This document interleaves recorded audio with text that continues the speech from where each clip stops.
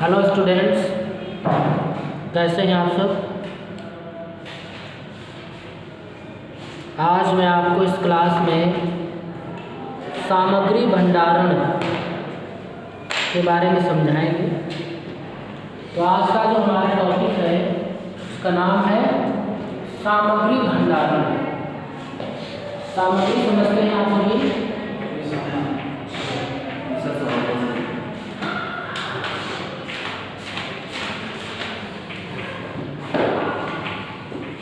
भंडारण या भंडारण, ठीक है।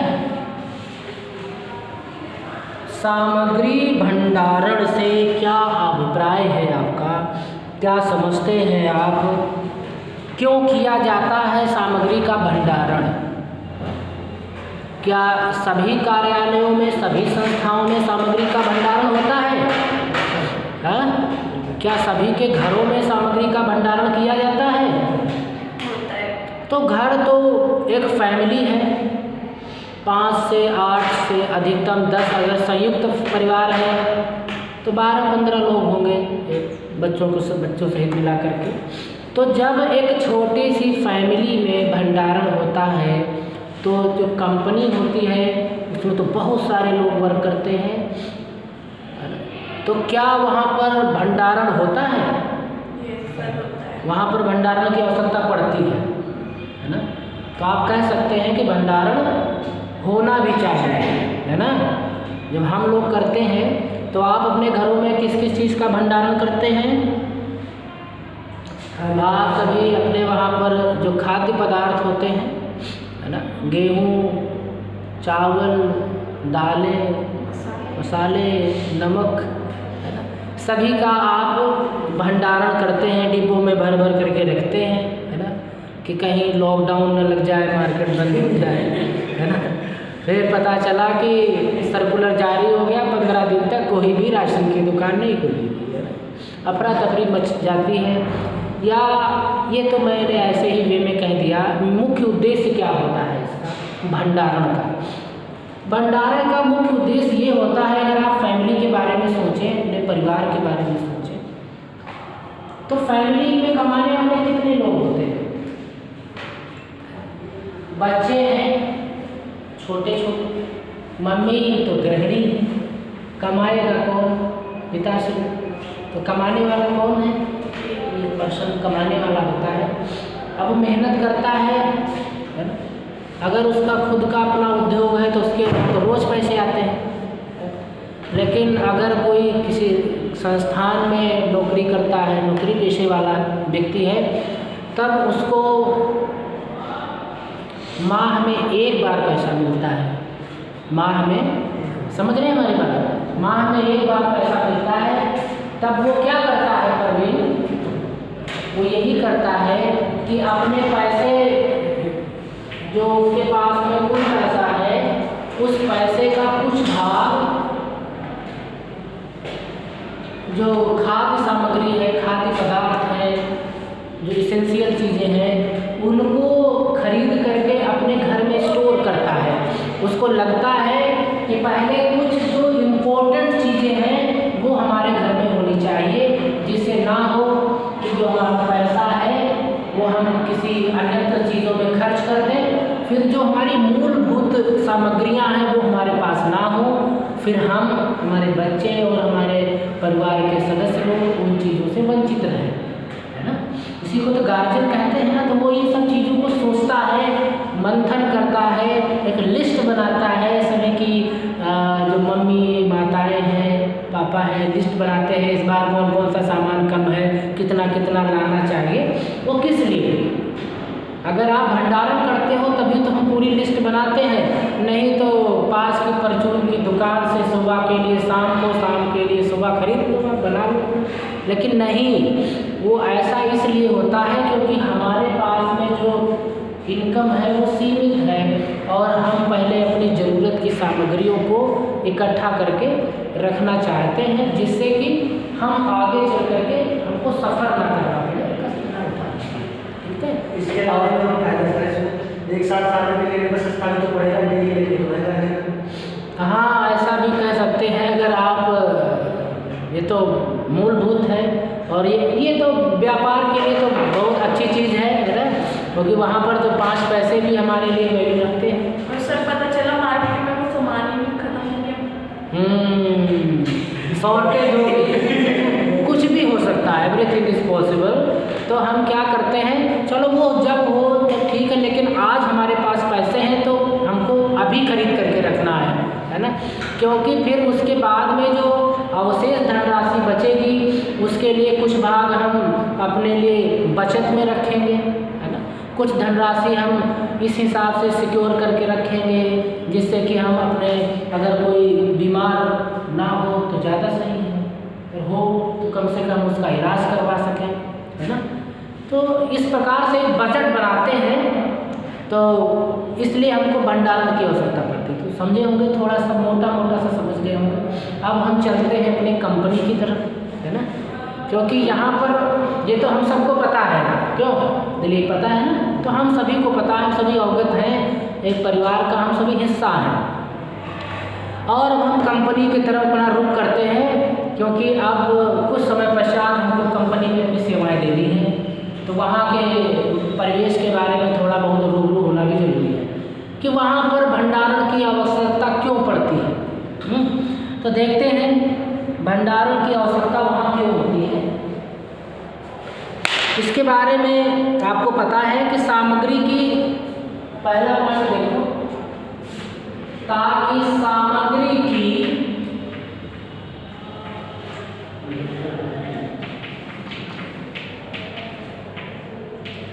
निरंतर पूर्ति हो सके,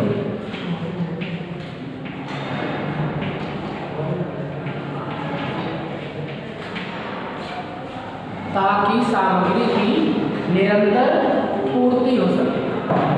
अच्छा, इसमें से कोई ऐसा शब्द जो आपको अटपटा लग रहा है, समझ में नहीं आ रहा, समझाने का प्रयास करते हैं। सामग्री आप जानते हैं निरंतर पूर्ति, निरंतर पूर्ति का क्या मतलब है। आपके पास में थोड़ा सामान था, ठीक, अब मिस्टर दिलीप आए अपने डिपार्टमेंट से एक लिस्ट लेकर के कि सर मुझे इस सामान की आवश्यकता है, और इन्होंने वही सामान मांग लिया जो हमारे पास कम था, ठीक। अब हमने वो सामान इनको दे दिया। अब उसके पश्चात में 2 घंटे बाद मिस्टर परवीन आ गए अपनी लिस्ट लेकर के। अब उनको भी वही सामान चाहिए था, है ना।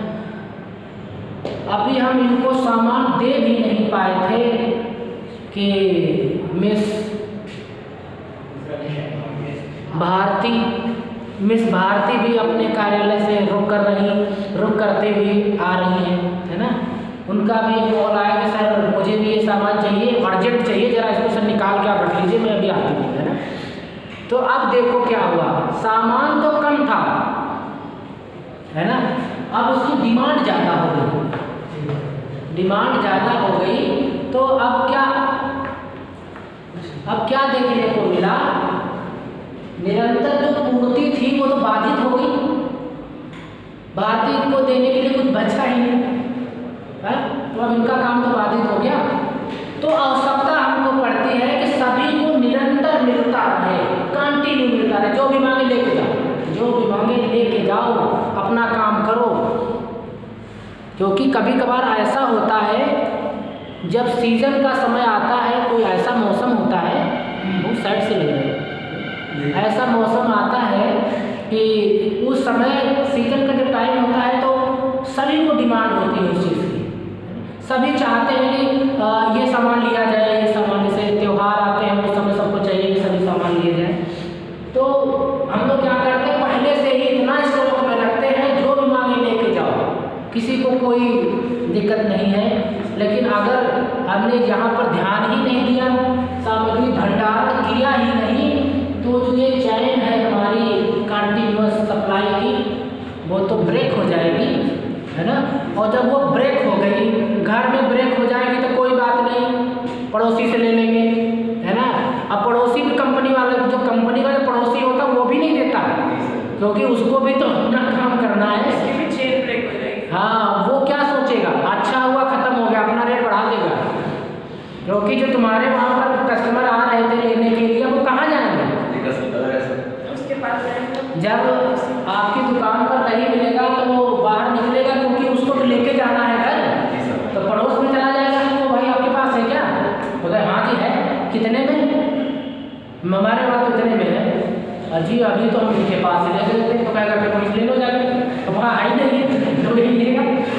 तो वो तो चाहता है कि आपका भंडारण क्षमता जो है आपकी कम हो जाए, ताकि उसका जो स्टॉक है बचा है जो पिछले 4 साल का वो भी निपट जाए, है ना। तो कंपनी के लिए बेहद आवश्यक है सामग्री भंडारण, ताकि सामग्री की जो निरंतर पूर्ति है वो होती रहे, वो कभी ब्रेक ना हो। ठीक है, इसलिए भंडारण की आवश्यकता पड़ती है। किसी को कोई डाउट है क्या?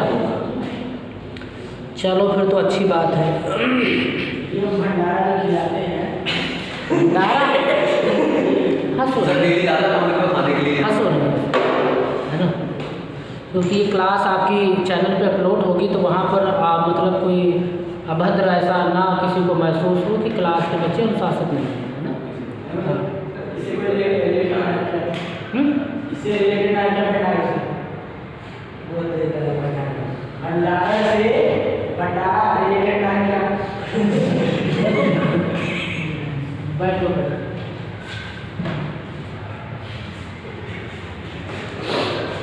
भंडारा और भंडारण, है ना। भंडारा एक आप समझ सकते हो एक ओकेजन है ना, एक उत्सव है, एक त्यौहार के रूप में उसको मनाते हैं, जिसमें सभी क्षेत्रवासी जो क्षेत्र के हैं उन सबको इनवाइट किया जाता है और वहाँ पर उन सबको खाने के लिए आमंत्रित किया जाता है, क्योंकि वो किसी न किसी उपलक्ष्य में होता है, किसी त्यौहार के उपलक्ष्य में होता है, किसी पूजा के उपलक्ष्य में मनाया जाता है। तो एज ए प्रसाद, है ना, वहाँ पर लोगों को आमंत्रित किया जाता है। ज़्यादातर आप देखते होंगे कि जितने मंदिर होते हैं, है ना, वहाँ पर इस प्रकार के ओकेजन किए जाते हैं। तो वो एक प्रकार का पर्व है जिसमें लोग ना खुले दिल से सबको खिलाते हैं, जिसमें कोई छोटा कोई बड़ा नहीं होता है, ठीक है ना। लेकिन अगर वो रोज रोज वहाँ पर भंडारा हो रहा है तो उनको भी भंडारा की आवश्यकता पड़ेगी, है ना। अब एकदम से डिमांड बढ़ गई लोगों की कि वहाँ तो भाई बहुत अच्छा प्रसाद मिलता है, बहुत अच्छा, चलते हैं ईश्वर के दर्शन करेंगे और प्रसाद लेंगे। तो अब तो डिमांड बढ़ गई, तो अब जो वहाँ के हलवाई थे मिस्टर परवीन, अब उनको बनाना पड़ेगा, है ना। तो जो वहाँ के वो थे काटने वाले मिस्टर आशीष, तो अब इनको भी जल्दी से सामान तैयार करना पड़ेगा सर। तो अब भंडारण नहीं होगा तो फिर कैसे? उसमें तो बहुत जन समुदाय बहुत ज़्यादा आता है ना। तो समझ गए भंडारण में भंडारा, ठीक है। तो ये आप समझ गए। नेक्स्ट है आपका सुरक्षा।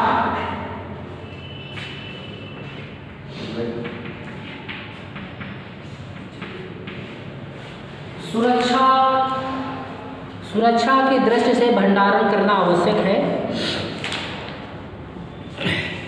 कि सामग्री का भंडारण आप करेंगे तो किस तरीके से करेंगे, ताकि जो आपका जो सामान है वो जहाँ पर रखा जाए बेकार ना हो, बेकार नहीं होना चाहिए। कोई वहाँ पर ऐसी चीज़ ना हो कि जब आप उस सामान को वहाँ पर रखें जिसकी वजह से वो खराब हो जाए, कुछ समय पश्चात खराब हो जाए, उसमें से स्मेल आने लग जाए, उसमें फफूंदी लग जाए, ऐसा कुछ नहीं होना चाहिए। सीलन की वजह से वो देखने में अच्छा ना लगे तो इससे क्या होगा? अगर वो खराब हो गया कंपनी तो वापस करेगी नहीं। कंपनी वापस कब करती है? कि जब आपने तुरंत खरीदा और जब आप उसको उतार रहे होते हैं, सामान स्टोरेज के लिए रख रहे होते हैं, उस समय अगर आपको लगता है कि ये तो वहाँ से बेकार आया है तो वापस जाता है। ऐसा नहीं 15 दिन से आपके यहाँ पर रखा हुआ है फिर आप उसको वापस कर रहे हो, है ना। तब थोड़ा सा दिक्कत पड़ती है। लेकिन कुछ आर्टिकल्स होते हैं उनको बाद में ही पता चलते हैं तो वो बाद में जाते हैं, लेकिन उसमें ये कंडीशंस होती है कि पानी ना पड़ा हुआ हो, उसमें वो सड़ ना गए हो, बदबू ना आ रही हो, इस प्रकार की कंडीशन इसमें होती है।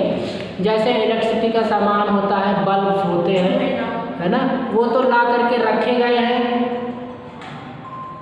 और वो खराब हो गए तो वो उस समय देखे जाएंगे कि इसीलिए जो इलेक्ट्रिसिटी के सामान होते हैं वो बाद में वापस हो जाते हैं, क्योंकि उनकी वारंटी होती है। ठीक है।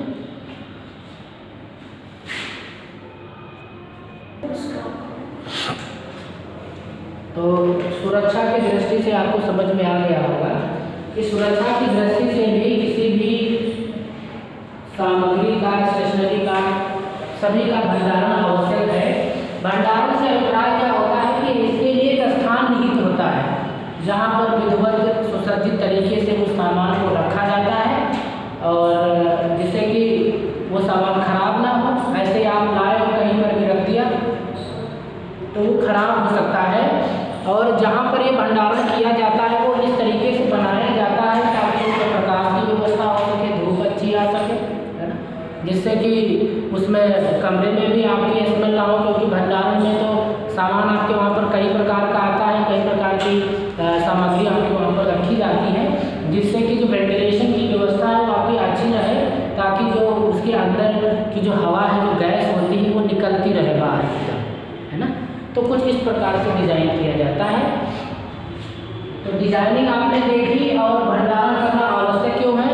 ताकि वो सुरक्षित भी रहे, क्योंकि जब आप उसको आप कंपनी से जाएंगे तो लॉकिंग सिस्टम भी होगा, अंदर कोई आपके परमिशन के बिना आएगा नहीं, है ना।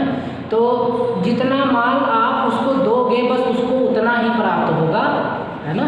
तो ये सब भंडारण की आवश्यकता के अंतर्गत ही सुरक्षा भी आती है, जिससे क्या होता है कि आपका सामान जब वेस्ट नहीं होगा और जितना खरीद के लाओगे उतना ही धीरे धीरे सभी लोगों में वितरित हो जाएगा।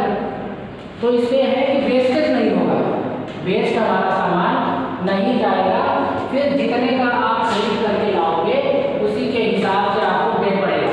अब आधा तो कोई उठा करके ले गया, आपके पास में बचा थोड़ा, आपके पास में बचा थोड़ा, फिर आपको मंगाना पड़ रहा है, तो ये तो हमारे ऊपर लोड पड़ जाता है, हमारे ऊपर लोड पड़ जाता है बार बार उस सामान को मंगाने के लिए। इसलिए उस सामान की सुरक्षा की दृष्टि से ये बेहद आवश्यक है कि उसका भंडारण एक निश्चित स्थान पर किया जाए और व्यवस्थित तरीके से उसका भंडारण किया जाए। क्योंकि हमने आपको बताया था कि कंपनी जो भी सामान मंगाती है वो अपनी इनकम का उसका पार्ट होता है, उस इनकम के पार्ट से वो मंगाती है। तो अगर वो सुरक्षित तरीके से उस सामान को नहीं रखेगी तो क्या होगा? जो कंपनी को नुकसान होगा, लोग उसको उठा के भी ले जाएंगे, वो खराब भी हो सकता है, कई कारण है उसके। इसलिए सुरक्षा के लिहाज से भंडारण बेहद आवश्यक है। तो जब भी आप लोग भी देखते हैं कि घर में भंडारण कैसे किया जाता है, कम सामान है तो डिब्बों में रखा जाता है, अनाज होता है तो बड़ी बड़ी लोहे की टंकियाँ होती हैं उनमें रखा जाता है।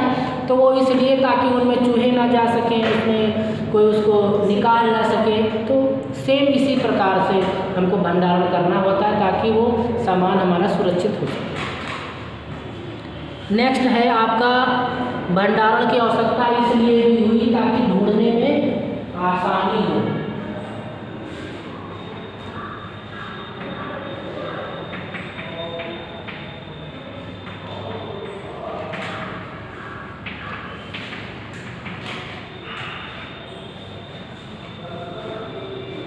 ढूंढने में आसानी, ढूंढने में सरलता। मैंने कल आपको बताया भी था कि मेडिकल स्टोर पे देखो कितना सामान एक साथ रखा रहता है, लेकिन हमको नहीं पता चलता। लेकिन उन्होंने इस तरीके से व्यवस्थित ढंग से उसको सेट कर रखा है कि उनको स्वतः ही मिल जाता है, उनको पता रहता है सामान कहाँ पर रखा है, ये वाली मेडिसिन कहाँ पर रखी है, मतलब मैनेजमेंट उनका देखे। तो जब भी आप कंपनी आप चला रहे हैं, आप कंपनी में स्टोर मैनेजर हैं, स्टोर सहायक हैं, तो आपसे जब कोई सामान मांगेगा तो बहुत कंपनी तो कई प्रकार के आइटम्स बनाती है, कई प्रकार का रॉ मटेरियल खरीदा जाता है, वो कहाँ कहाँ रखा है उसकी क्वालिटी के हिसाब से भी अलग अलग आता है, साइज के हिसाब से देखते हैं आप अलग अलग आता है। तो जो पर्सन आपसे जिस प्रकार का, जिस साइज का, जिस क्वालिटी का मांगता है आपको उसे ढूंढ करके देना होता है। तो अगर अब आपको वहाँ का स्टोर मैनेजर इसलिए बनाया गया कि आप सिर्फ स्टोर का ही कार्य देखेंगे, स्टोर सहायक बनाया गया, आप सिर्फ स्टोर का ही कार्य करेंगे, लेकिन आप उसको इस तरीके से रख ही नहीं पा रहे हैं व्यवस्थित तरीके से, और जो लेने आ रहा है उसको 2 घंटे 3 घंटे में आप उसको दे रहे हैं, उसकी वजह से उसका काम डिले हो रहा है कि नहीं, है ना। तो इस तरीके से आपको व्यवस्थित करना है। तो इसीलिए भंडारण एक प्रॉपर स्थान होता है जहाँ पर हर चीज़ को हम उसके निर्धारित स्थान पर रखते हैं। अब वो हमको कैसे रखना है वो हमारा मैनेजमेंट का पार्ट है।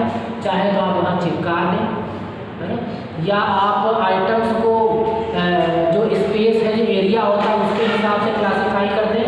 ये या विभाग वाइज आप उसमें कुछ बना दें तो स्टोर रूम में इस विभाग का सामान इधर, अगर वहाँ पर विभाग के हिसाब से सामान आता है ना। कुछ सामान ऐसे होते हैं जो सभी विभागों की जरूरत पड़ती है तो उनको आप अलग कहीं रख सकते हैं, कहीं पर इंडिकेशन कर सकते हैं कुछ समय के लिए। फिर आपको याद हो जाता है कौन सा सामान कहाँ पर रखा है।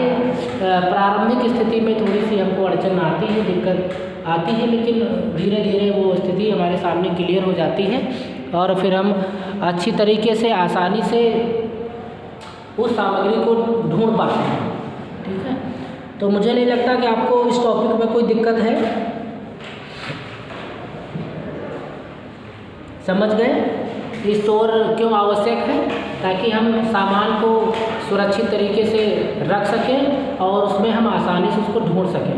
अगर बाहर उतारा गया है, बस ट्रक में सामान लद करके आया, उसने वहीं पर लगा दिया, अब निकालो उसमें से नहीं निकलेगा।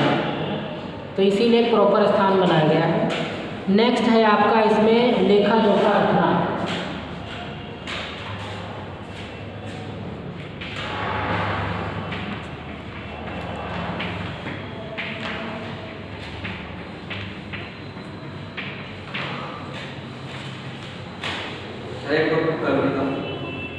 एक तो रिकॉर्ड अलग है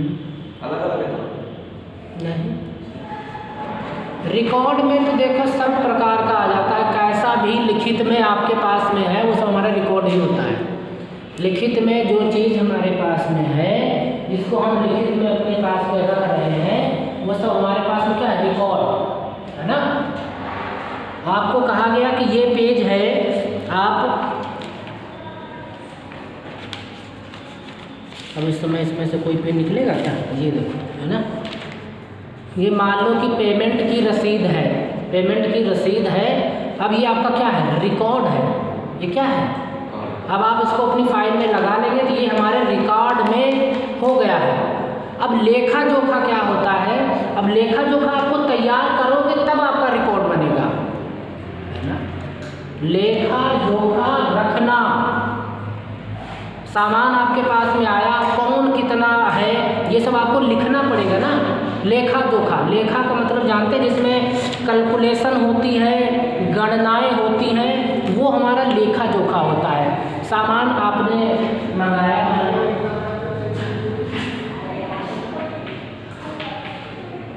सामान जो था आपके पास में जो पहले का था,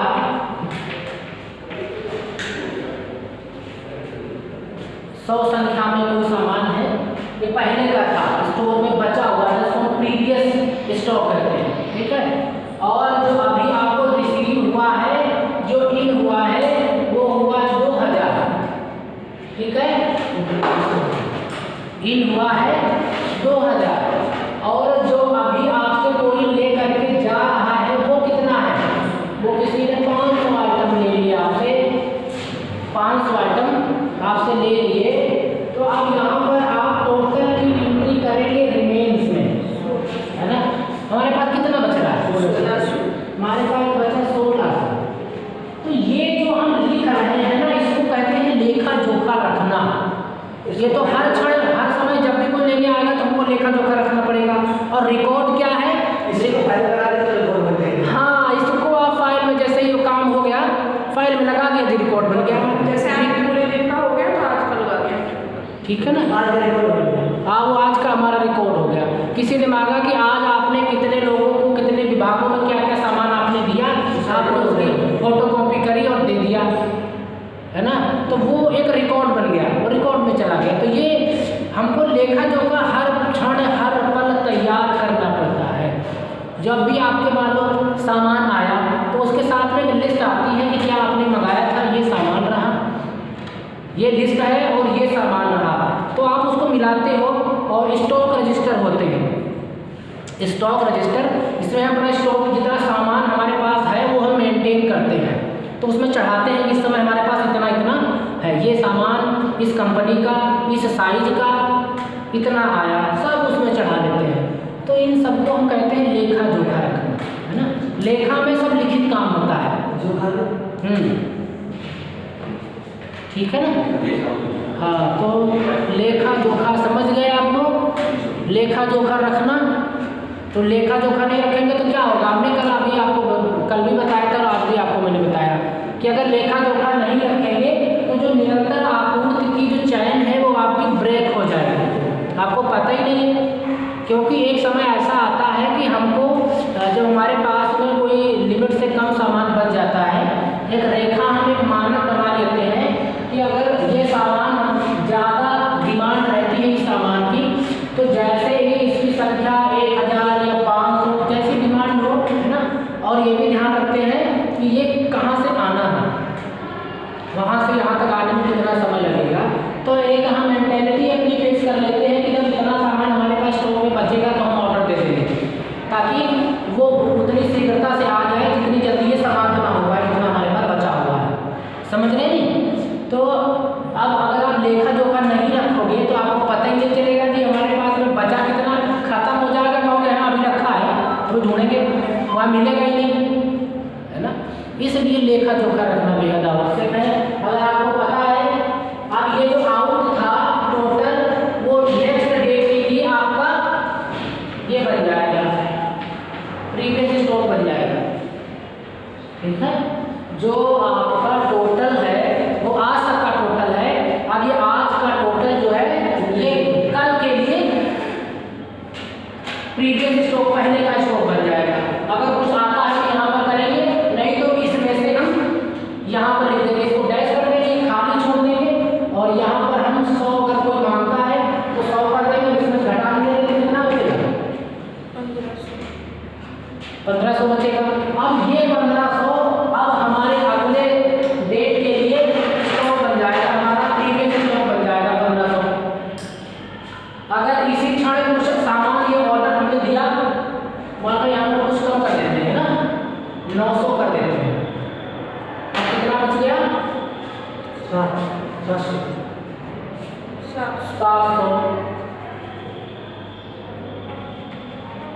700। अरे हमने देखा तो बहुत कम हो गया है, तुरंत ऑर्डर दिया उसको, भाई सामान हमारे पास तत्काल भेज दो, अकाउंट नंबर भेजो, हम पैसे भेज रहे हैं।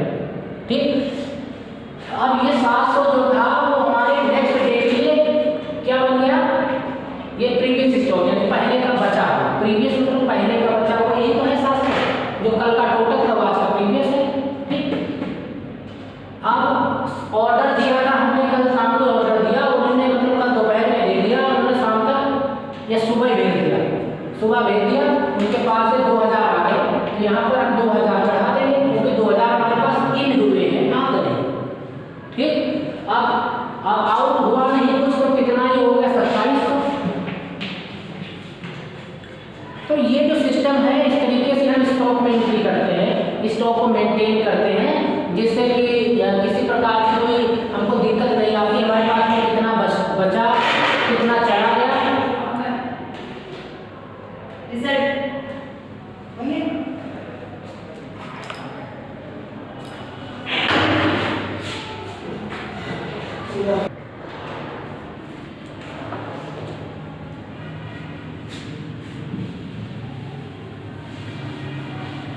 तो आपको ये समझ में आया कि लेखा जोखा कैसे रखा जाएगा।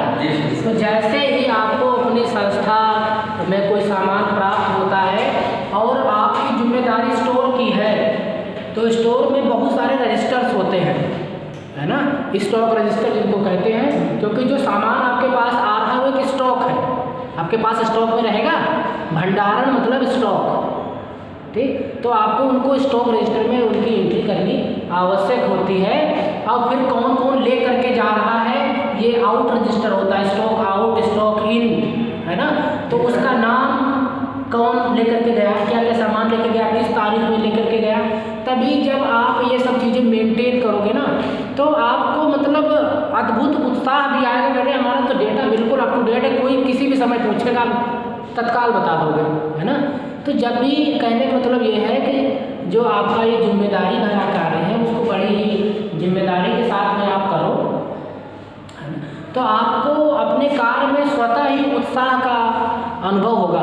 जैसे आप सभी स्टूडेंट हैं, आपका कार्य है पढ़ना, मेहनत के साथ में पढ़ना, है ना, जिससे कि आपके घर वालों ने जो आप पर जो बिलीव किया है, आपको इतनी दूर भेजा है, वो भी आपके ऊपर फ़क्र महसूस करें, उनको लगे कि हाँ कोई संतान हमारी ऐसी है जो बाहर गई है, जिन्होंने सारे मोह माया, घर से आने का, दूर आने का मतलब है मोह माया सब त्याग देना। तो अभी क्या उम्र हुई है आप लोगों की, तो आपको प्रयास करना है कि यहाँ पर बहुत ही तल्लीनता के साथ में, बहुत मेहनत के साथ में आपको पढ़ना है। तो चलते हैं आगे थोड़ा सा, है ना। अब नेक्स्ट है माल को चिन्हित करना। इसको थोड़ा सा इरेज करते हैं। ये स्टॉक का सिस्टम समझ में आ गया आपको। ये काम आप अपने वहाँ एक्सेल पर भी कर सकते हैं। एक सीट आप एक्सेल पे ऐसे क्रिएट कर लो, क्यों जी, एक सीट आप एक्सेल पर क्रिएट कर लो और उसमें ही ये पूरा स्टॉक रजिस्टर आप मेंटेन कर लो। एक चीज़ लिखोगे, टोटल सब अपने आप ही करके वो देता रहता है। आज बता दें कैसे करेंगे। हाँ, या अभी नेक्स्ट सेमेस्टर में आपका सब्जेक्ट भी होगा है, उसमें आपको ये सब सीखने के लिए मिलेगा, है ना। कंप्यूटर का एक अलग से ही सब्जेक्ट होगा नेक्स्ट सेमेस्टर में, वो जिसको मिलेगा वो आपको सिखाएगा ये सब चीज़ें, नहीं तो मैं भी बता दूंगा, कोई बात नहीं, ठीक है। तो मैं आपको क्या कहने वाला हूँ कि नेक्स्ट टॉपिक है इसका, नेक्स्ट पॉइंट है माल को चिन्हित करना। अब माल को चिन्हित क्यों करते हैं?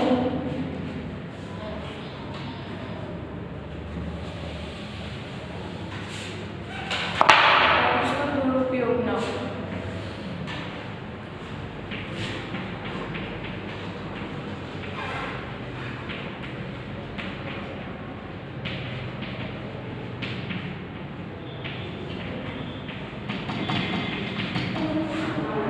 माल को चिन्हित करना।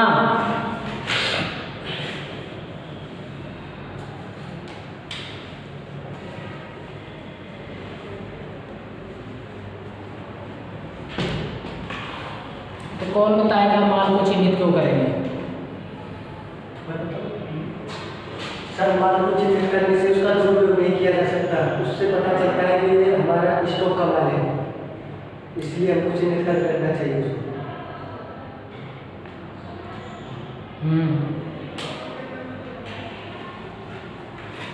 तो एक तो उसका दुरुपयोग नहीं होगा, और अगर कभी भी हमारी कोई चेकिंग करने वाले आ जाते हैं तो उसमें हमारा रिकॉर्ड बिल्कुल सही मेंटेन रहेगा। अगर माल को हम चिन्हित कर देंगे तो उसकी कोई चोरी भी नहीं हो पाएगी। क्यों आकाश? सर, इसका ये होगा कि जिस चीज़ की हमें आवश्यकता है उसी को लेंगे।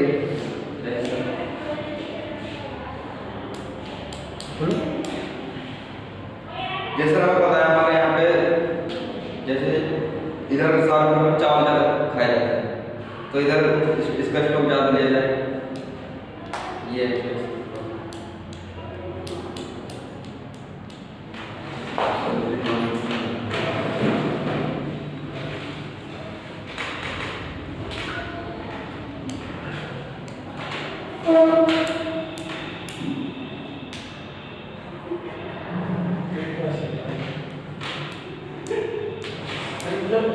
चिन्हित करना मतलब ये मेरा ही है, जो मेरे यहाँ से जा रहा है, नुकसान भी ना होगा। जैसे सर मतलब शादी वादी में बर्तन देते हैं, उसमें नाम मेरा लिखा है, स्टोर इतना चल रही है यार। बैठो।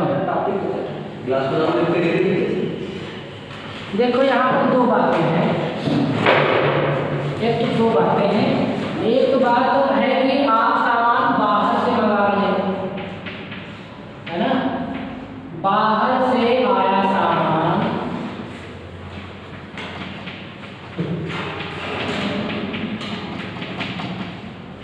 ये पहला। दूसरा है स्वयं का बनाया हुआ,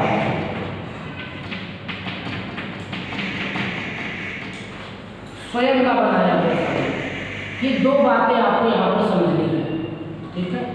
भाई कंपनी क्या करती है, कुछ सामान बाहर से भी तो मंगाती है, सब कुछ तो A to Z अपने लिए बनाती नहीं है वो, है ना। बहुत सा मटेरियल होता है, बहुत से सामान होते हैं, उपकरण होते हैं, है ना। स्टोर में बहुत सारी स्टेशनरी होती है जो वो बाहर से मंगाती है, ठीक। तो अगर आपका सामान कुछ बाहर से आया है और उसमें मान लो कई प्रकार के साइज होते हैं, कई साइज होते हैं, क्वालिटी के हिसाब से अलग अलग होते हैं, तो आप उनकी समुचित पहचान कर सकें तो आप उन पर कोई सिंबल बना दें कि हाँ अगर ये आप कोई मांगेगा तो हम इसकी पहचान ये है कि ये हम वहाँ से निकाल करके आपको देंगे, या आप कोई स्थान निर्धारित कर देंगे और उसको वहाँ पर रख देंगे। अब कोई अधिकारी द्वारा आया गया, इंस्ट्रक्शन किया गया कि हाँ ये बताइए आपने अपने रजिस्टर में ये लिख रखा, ये सामान इतना है, कहाँ रखा है, तो वहाँ आपको टाल मटोल करने की जरूरत नहीं पड़ेगी, क्योंकि आपने तो चिन्हित कर रखा है कि ये सामान हमने कहाँ रखा है, ठीक है। और आप बाकायदा वहीं ले जाएंगे, कहेंगे सर ये रखें और देखिए, काउंट करना चाहेगा तो काउंट कर लेगा। तो इसके लिए क्या करते हैं, जो रजिस्टर हम बनाते हैं स्टॉक रजिस्टर का, जहाँ पर हमने उस पर्टिकुलर आइटम की एंट्री की है वहीं पर हम उसके बारे में कुछ बना देते हैं कि ये कहाँ है, या लिख देते हैं ये कहाँ रखा हुआ है, ठीक है। हम जैसे पेज पलटेंगे हमको पता चल जाएगा। जैसे लाइब्रेरी होती है उसमें बहुत सारी पुस्तकें होती हैं, तो उसमें रैक सिस्टम होता है, रैक, है ना। तो अलमारी का नाम होता है, पहली अलमारी, दूसरी अलमारी, तीसरी अलमारी, समझने का प्रयास करें, है ना, क्योंकि भंडार तो पुस्तकालय में भी होता है। एक अलमीरा में जैसे मान लो कि 4 रैक हैं, है ना, 4 रैक हैं, 4 रैक हैं, ऊपर वाले, बीच वाले, ठीक। तो अब आपने कोई पुस्तक पहली अलमारी में रखी है और उसको आपने दूसरी रैक में रख रखा है। जितनी पुस्तकें हैं, जैसे मान लो मैं बताता हूँ कि CTT की कोई पुस्तक है, कंप्यूटर टाइपिंग की कोई पुस्तक है, या model office management and procedure practice की कोई पुस्तक है, मान लो इनकी संख्या 10 है ना। ये आपने अपने स्टॉक रजिस्टर में इनकी एंट्री कर रखी है, समझ रहे सभी लोग, समझ रहे। अब इनकी एंट्री कर रखी है, अब चूंकि ये तो बाहर से आई है, हमने अपने यहाँ बनाई नहीं, तो आपको अब कई सारे ब्रांचें हैं, कई सारे सब्जेक्ट होते हैं, कई सारे सेमेस्टर होते हैं, तो बुकों की संख्या काफ़ी ज़्यादा होती है। और बुकों की संख्या ज़्यादा होती है, कैसे बुकों की संख्या ज़्यादा हो जाती है ये भी आपको थोड़ा सा विचार करना होगा। उसके लिए एक ही पुस्तक को कई प्रकाशन छापते हैं, क्योंकि लिखने वालों की तो संख्या हमारे देश में बहुत सारी है, सारे राइटर ही हैं, है ना।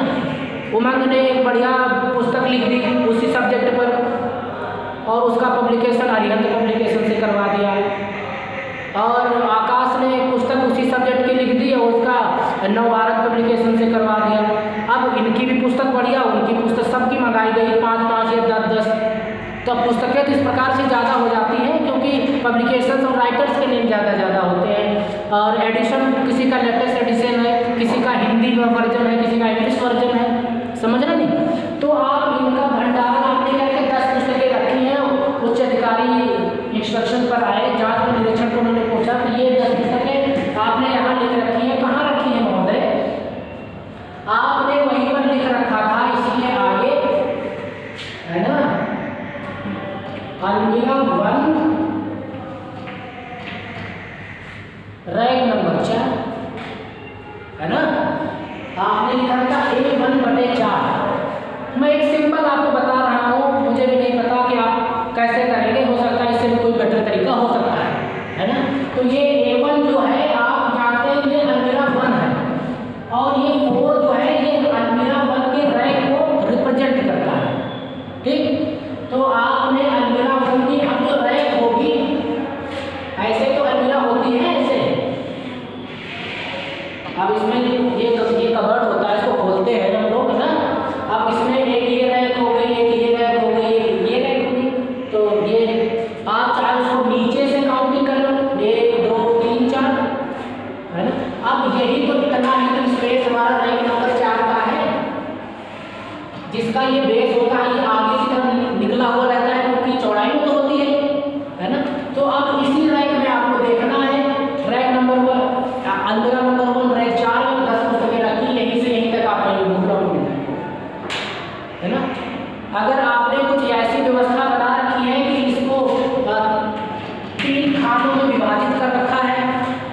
3 खानों में विभाजित कर रखा है। तो अब लेफ्ट किधर का है, मिडिल किधर का है, राइट। तो आप यहाँ पर भी बता सकते हैं, अगर आपने इनको राइट में रखा है, ये मिडिल है, ये आपका लेफ्ट है, तो आप यहाँ पर ये लिख सकते हो, राइट में रखा है तो 4R कर सकते हो। समझ गए नहीं समझ गए, है ना। तो अब कोई आपके ऊपर मुझे तो नहीं लगता कि प्रश्न चिन्ह उठाएगा, क्योंकि अब तो बिल्कुल ही क्लियर हो गया है कि ये जो पुस्तकें हैं आपकी, ये अलमीरा नंबर 1 की रैक नंबर 4 के राइट में रखी हुई है। इससे क्लियर क्या हो सकता है ना, आराम से जाकर के देख सकते हो। तो ये बात हो गई जब सामान बाहर से आया हुआ हो। स्टॉक अभी आपके वहाँ पर स्थान होता है, तो आप उस स्थान को आप कई भागों में डिवाइड कर दें। वहाँ पर तो बड़ी बड़ी रैक्स होती हैं, है ना। तो वो हमारे मैनेजमेंट के ऊपर डिपेंड करता है। जब आप कभी स्टोर अधिकारी बनेंगे तो अब हमको स्टोर चलाना है, स्टोर को देखना है, तो हमें जिस हिसाब से चाहिए हम रिक्वायरमेंट देते हैं, हमें स्टोर अधिकारी आपने बनाए ये सामान उपलब्ध कराओ ताकि हम अच्छी व्यवस्था कर सकें यहाँ पर, है ना। वो तो हम अपने हिसाब से एडजस्ट करते हैं। और उसके पश्चात स्वयं का बना हुआ सामान। अब स्वयं का जो सामान बनता है तो आप लोग इस पर कोई ऐसा मार्किंग, कोई लोगो, कोई सिंबल आप बना सकते हैं जिससे कि आप ना, या कलर कर सकते हैं। चिन्हित करने का मतलब है कि कोई कलर आप दे दो। आप एक ही आइटम है, कई साइज में, कई क्वालिटी में बनता है, तो आप उनका रैपर का कलर चेंज कर दो, क्यों नहीं। तो उससे भी आपको पता चल सकता है कि हाँ ये कलर है तो यही होगा। क्यों, कंपनी का नाम या कुछ मोहर, कुछ भी आप कुछ ऐसा लगा सकते हैं जिससे कि आप उसको दूसरों से अलग शो करा सकें, है ना। और अगर उसको कोई चुराता भी है, कोई लेके भी जाता है, अगर बाहर कोई उसका इस्तेमाल कर रहा है, तो अगर हम उसको देखते हैं और हमारे उस पर ये कुछ लिखा हुआ है जैसा हम लिखते हैं, तो पता चल जाता है कि ये इलीगल तरीके से यहाँ पर आया हुआ है। समझ रहे नहीं समझ में आया सर? ये स्वयं के बने हुए माल के लिए तो अलग स्टोरेज होगा ना, एक तो थोड़ी स्टोरेज है। तो मैं बताऊँ, वो डिपेंड करता है आपकी कंपनी के ऊपर, कंपनी के साइज के ऊपर, कंपनी के साइज के ऊपर डिपेंड करता है। कंपनी की स्थिति कैसी है, वो तो ठीक है सर। जैसे कंपनी स्टोरेज वर्कर स्टोरेज अलग होता है और माल स्टोरेज अलग होता है। हाँ बिल्कुल हो सकता है, बिल्कुल हो सकता है ना। मैंने क्या कहा कि बिजनेस के ऊपर डिपेंड करता है। बिजनेस अगर आपका छोटा ही है, आप छोटी चीज़ें बनाते, मान लो कि आपके वहाँ पर कोई अगरबत्ती का उद्योग है, तो कितना स्टोर आप करोगे, इतना बड़ा पर्याप्त है, इसमें तो बहुत सारा स्टोर हो जाएगा। चाहे बाहर से आया हुआ है वो भी माल भी इधर इस साइड में माल, इस साइड बना हुआ माल आपका, रॉ मटेरियल इधर है और जो आप बना रहे हो उधर है। तो मैंने कहा कि वो डिपेंड करता है हमारी कंपनी के ऊपर, कंपनी कैसा प्रोडक्शन करती है, किस रैंक की कंपनी है, समझ रहे नहीं बात।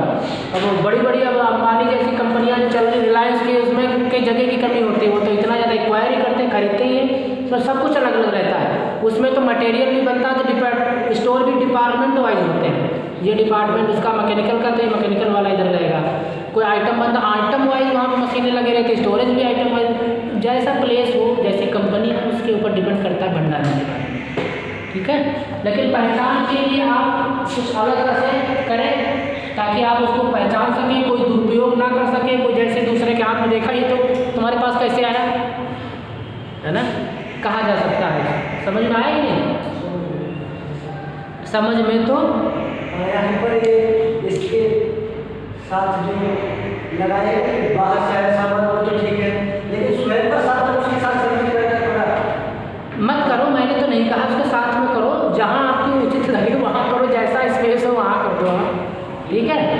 वो तो मैंने क्या कहा, मैं कोई आपको स्थान नहीं उपलब्ध करा रहा हूँ यहाँ पर, और ना ही मैं कह रहा हूँ कि आप किसी को मिक्स कर दो, जैसे आप सुविधा लगे, जैसी सुविधा लगे आप वैसे कर सकते हैं, है ना। नेक्स्ट है केंद्रीय संग्रहण। सामग्री को अलग स्थानों में रखने से नियंत्रण में कठिनाई होती है, ठीक है। किसी सुविधाजनक स्थान पर स्टोर बनाने से ठीक प्रकार से देख रेख की जा सकती है एवं सामग्री लेने में भी सभी विभागों को सुविधा होती है। यहाँ पर आप देखो, जैसे मैंने आपको बताया था केंद्रीकरण विकेंद्रीकरण, तो केंद्रीकरण में हमने आपसे कहा था कि सभी कार्य एक ही स्थान पर किए जाएंगे, ठीक है।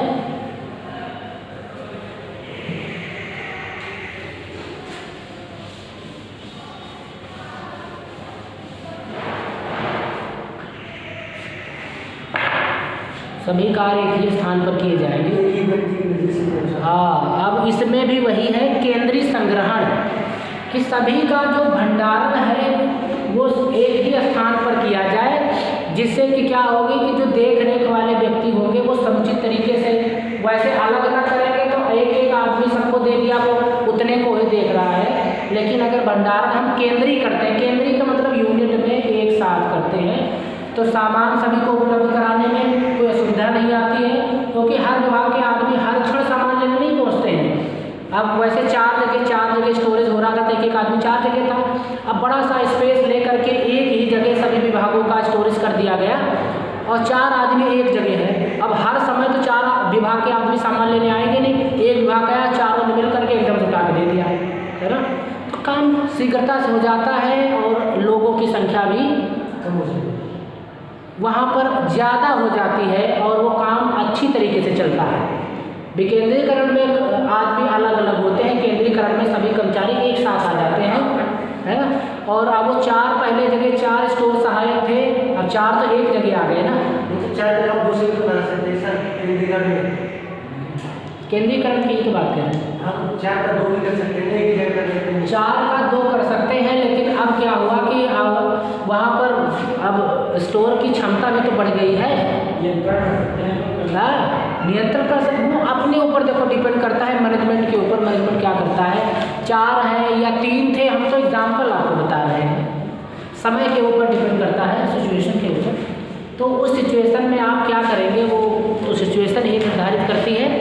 और ऐसी स्थिति में अगर 3 है, एक छुट्टी पर भी जाता है तो उस पर कोई फ़र्क नहीं पड़ता है, क्योंकि 2 फिर भी उस कार्य को करने के लिए सक्षम होते हैं, ठीक है। इसीलिए केंद्रीय संग्रहण को ज़्यादा महत्व दिया जाता है कि एक यूनिट में एक साथ सभी कंपनियों का जो माल भी स्टोर किया जाए। नेक्स्ट है आपका स्टोर कीपर, जिसकी बात हम कर रहे थे, जिसको भंडारी कहते हैं, जो वहाँ की देख रेख करता है। जैसे गेट पर गेट कीपर होता है, वैसे स्टोर में स्टोर कीपर होता है। स्टोर कीपर का मतलब देखो, पुरानी भाषा में मुंशी कह सकते हो, बहुत पुराना शब्द लगता है। अब तो नए नए शब्दों का इस्तेमाल किया जाता है ना। तो स्टोर कीपर का मतलब होता है रखवाला, है ना। कीपर का मतलब रखवाला।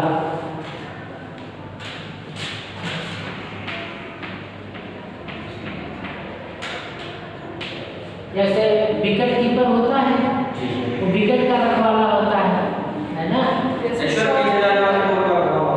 अरे यार, वही तो देखता है कि जल्दी से मिले और शॉपकीपर भी होता है। हाँ, शॉपकीपर होता है, वो शॉप का रखवाला होता है। गेट कीपर होता है, वो गेट का रखवाला होता है। तो कीपर का मतलब होता है रखवाली करने वाला। अब इसके आगे आप जहाँ की रखवाली कर रहा है वो शब्द आप जोड़ दो। स्टोर है तो स्टोर शब्द लगा दो, स्टोर कीपर हो गया। गेट कीपर, विकेट कीपर, जैसे हाउस कीपर भी होते हैं ना। मतलब समझ गए। तो भंडारण की किसी भी व्यवस्था की सफलता स्टोर कीपर की कुशलता पर निर्भर करती है। कुशलता का मतलब वो योग्य होना चाहिए, ऐसे नहीं ला के कहीं बिठा दिए बस पूरा डंडा लेके बैठे रहो देखते रहो। अब उसे पहरेदारी तो करने नहीं, डंडा लेके बैठने का जो काम है वो गेट कीपर का है। अब वो भी पढ़े लिखे मांगते हैं, क्योंकि वहाँ पर भी कंपनियों में गाड़ियाँ आती हैं, लिखनी पड़ती है कौन सी गाड़ी कौन से नंबर की, कौन सा ड्राइवर था, सब पूरा चेक करना पड़ता है डेटा। तो अब ऐसे ही वहाँ का अगर जो स्टोर कीपर है वो कुशल है, अच्छा है, पढ़ा लिखा है, समझदार है, वो हर सिचुएशन को अपने हिसाब से हैंडल कर लेता है, ऐसा होना बेहद आवश्यक है ना। यही बताया गया है कि वो बहुत ही कुशल होना चाहिए।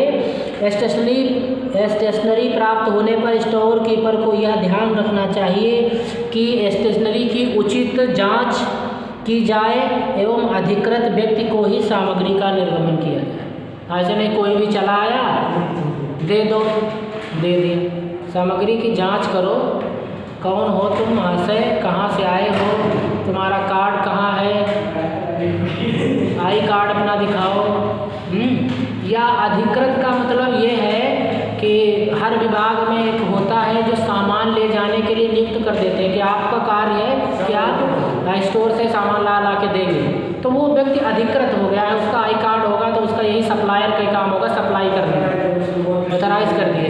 तो बस उसका नाम, उसका आईडी नंबर जब भी होगा तुरंत लिख लेंगे रजिस्टर पे अपने, चल यहाँ साइन मार, रिसीव कर, लिखो रिसीव, जाओ ले जाओ, है ना। उससे रिसीविंग ले लेते हैं, उसका दे देते हैं। मतलब योग्यता उसके अंदर होनी चाहिए। ऐसे कोई भी आ गया कह दिया कि वो बड़े साहब ने मंगाया, जरा वो दे दे रहा हो, चॉकलेट का एक बड़ा डिब्बा ले गया, एंट्री आपने की नहीं, तो फिर ऐसे नहीं। आपने कहा अरे देख लो यार वहीं तो रखा है, उठा लो, वो गया वहाँ पर, वो तो उठाइए, बगल में उठा के और रख लिया साइड में। तो किसी का कोई भरोसा नहीं। आपको जिम्मेदारी दी गई है कि आप अपना काम अपने आप करें, स्वयं करें, उसका स्थान वहाँ पर है, वहीं पर बैठो। हम ला रहे उठा करके, अभी ढूंढ के ला रहे। तो पूरी मतलब अगर कुशलता आपके अंदर होगी, एबिलिटी होगी, तभी आप इस प्रकार की बातों को सोच भी पाएंगे, ठीक है। क्योंकि काम में मित्रता नहीं चलती है, काम मतलब काम, मित्रता मतलब उसके लिए अलग समय है ना। तो ये आपको ध्यान रखना है बहुत ही अच्छी तरीके से। नेक्स्ट है आपका निर्गमन। निर्गमन का मतलब होता है जारी करना। निर्गमन का मतलब है जारी करना। तो निर्गमन करते समय मांग पत्र को ठीक प्रकार से जांच कर लेनी चाहिए। मांग पत्र समझ रहे हैं, जो डिमांड की गई है, एक वो फॉर्मेट पर भर करके लाता है कि हमको क्या क्या चाहिए, तो जांच करो क्या क्या इसमें लिखा हुआ। कभी कभार ऐसा होता है कि उसमें लिख दिया, साइज नहीं है आपके पास, आपने दूसरा साइज उठा करके दे दिया, उसमें साइज का वर्णन नहीं था। तो पहले उसे पूछ लो हमारे पास इसमें 4 प्रकार के हैं, साइज तो मेंशन किया ही नहीं, कौन सा आपको चाहिए। अगर आपने कोई उसकी जगह उठा करके आपने दे दिया तो क्या होगा, वो थोड़ी देर बाद पहले फिर वापस करने आएगा। वहीं रोक दो, पहले इसको सही करके बताओ। क्योंकि अगर आप एक बार ले गए, एक बार आ रहे, फिर काट रहे, फिर पीट रहे, तो वो सही नहीं है ना। तो जो मांग पत्र समझ में आया। मांग पत्र का मतलब ये है कि जब आप कहीं से आएंगे स्टोर में सामान लेने के लिए, तो कुछ तो लिख करके लाएंगे कि हमको ये मांगना है। मतलब किसी से जाके मांगोगे ये दे दो, ऐसे नहीं मिलता। वहाँ से एक फॉर्मेट पर लिखा होना चाहिए, जो ऑथराइज्ड अधिकारी है आपके विभाग का, उसके साइन और मोहर सब होना चाहिए। उसको कहते हैं मांग पत्र, जिस पर लिखा हुआ हो कौन सा आइटम चाहिए, उसका पूरा विवरण, उसकी क्वांटिटी सब उस पर अंकित होता है। साइज, किस कंपनी का, अगर पर्टिकुलर कई कंपनियां हैं आपके वहाँ, कई कंपनियों के आइटम हैं, तो वो सब उसमें पूरा डिस्क्रिप्शन में लिखा रहेगा, तो उसको कहेंगे मांग पत्र। तो उसको आप पहले उसे प्राप्त करो, उसको पढ़ो, देखो कि अच्छी तरीके से मेंशन है कि नहीं। अगर आपके वहाँ पर कोई आइटम कई टाइप के हैं, एक ही आइटम कई टाइप का है, उसमें वो लिखा ही नहीं है डिस्क्रिप्शन, उसको उस आइटम का कौन सा चाहिए, तो उससे कहो उसको भाई सही करो, चाहिए कौन सा है बताओ। नहीं तो आप उसको कोई भी उठा के दे दोगे, वो कहेगा अरे दे दो कोई भी, आपने दे दिया, फिर क्या होगा, थोड़ी देर बाद वहाँ जाकर रिजेक्ट हो जाएगा। उस दिन तो वो लाए नहीं, 4 दिन 5 दिन बाद ला रहा, उसकी दुर्गति कर दी, देखने लायक नहीं रखा, उसे बेकार कर दिया, रैपर फट गया, कुछ हो गया, है ना। तो आप पहले से ही उस पर अच्छी तरीके से ध्यान दो कि तुमको चाहिए कौन सा। नहीं तो वो जब आएगा फिर उसको उठाओ, फिर वहीं रखो, काम हमारा बढ़ जाता है ना।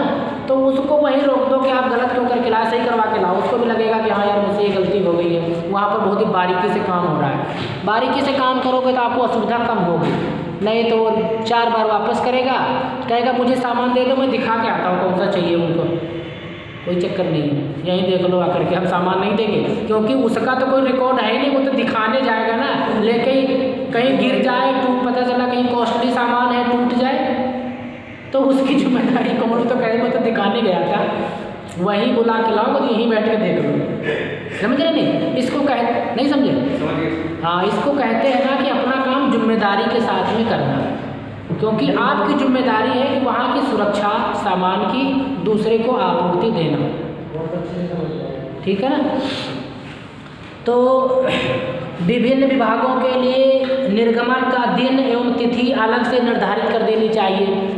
ऐसा भी कर देना चाहिए, जैसे कई सारे विभाग हैं आपके वहाँ पर, सबको एक एक दिन या सप्ताह में 2 दिन आपने दे दिया, या एक दिन में ही आपने टाइम बांट दिया कि 10 से 1, 1 से 8, ऐसे ही आप टाइम दे सकते हो दिन में। और ऐसा ना हो कि बस उससे कह दें कि भाई अब आप सामान मिलेगा नहीं, अब पता चला वो डिमांड से ज़्यादा सामान स्टोर करके अपने वहाँ रख रहा है, बाद में फिर वापस कर रहा है। तो ऐसा भी नहीं करना चाहिए, है ना, कि मतलब उसे दे भी सकते हो और कह सकते हो भाई ऐसा करो 1 सप्ताह का सामान आप ले जाओ यहाँ से। 1 सप्ताह ऐसा कर सकते हैं कि एक दिन सबको फिक्स कर दिया और कहा कि अपना 1 सप्ताह का सामान यहाँ से जो आपको चाहिए अपनी लिस्ट बना करके आप ले लो, है ना।